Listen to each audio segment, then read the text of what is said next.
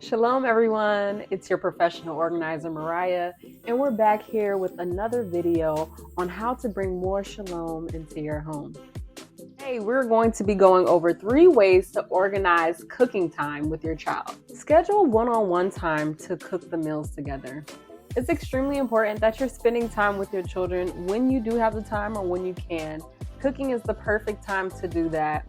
A lot of people show their love through food, and this is a great way to not only show your child your love for them, but also to get them to understand, more of your culture, more of your way of cooking, and help them identify and develop their own sense of style when it comes to cooking, because it may be different from yours, and that's okay. But at least scheduling out that time is what's going to make the difference between your child knowing how to cook and your child not knowing how to cook. Now, there might be a situation where the parent doesn't know how to cook. I mean, some people just never really learn that skill growing up, or even in adulthood, they just kind of do takeout or fast food and never really learned how to cook for themselves. Here is a perfect time to go to a cooking class together, either virtually or in person. Something you all will experience together, have memories on, and really grow as individuals, but also grow closer together as family. My second tip is to compile a binder or a book filled with recipes, your favorite recipes that your family loves. This way, you don't have to be going crazy looking for a recipe. You'll be able to just retrieve the binder or the book or whatever you use and find the recipe that you all want to make that week or that day. If you already have it available, it'll cut down the time that it'll take you to not only find something to cook, but finding the ingredients that you need, making the grocery list. It'll be a breeze if you already know what you want to make.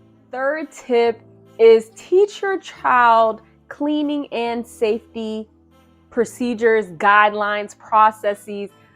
You really need to do this because your child's safety is number one. That's the most important thing, especially when you're cooking, you're dealing with fire or gas, sharp objects like knives or peelers, anything like that. You truly want to get the right equipment. And for some of us who are like, I'm not buying no specialized stuff for my kids. Like my grandma used a big old knife with a wooden handle on it, and she was going like this with the potatoes. Okay, that was grandma. Okay, we're talking about a little child right here. So you want to make sure that you are creating a safe space for your child to cook, whether that's getting a stepping stool or something where the child can see what's on the counter and be able and safe to cut whatever you need them to cut, or peel whatever they need to peel. Or maybe you just, depending on the age of the child, you decide to do more of those tasks with those type of objects, and maybe your child has selected things that you choose for them to be more involved in, just until they get a little bit older to understand why some of those things are very dangerous and why they need to be more cautious. However, there are some knives that are safe for children to use. There is an age regulation, but there are some knives, there are some different tools, there's gloves, many different things. You're going to have to do the research and figure out what fits best for your children and your family. But make sure that you go over those safety procedures. It's very important. It's very vital. There's times where people will be cooking with certain meat or things like that. So it's very important that you demonstrate your children the practices that they need to take in order to be safe while cooking. That wraps it up. Make sure that you subscribe to At Living in Shalom on all platforms. And remember this one thing: if you're not living in Shalom, you're not living. I'll see you on the next one. Bye-bye.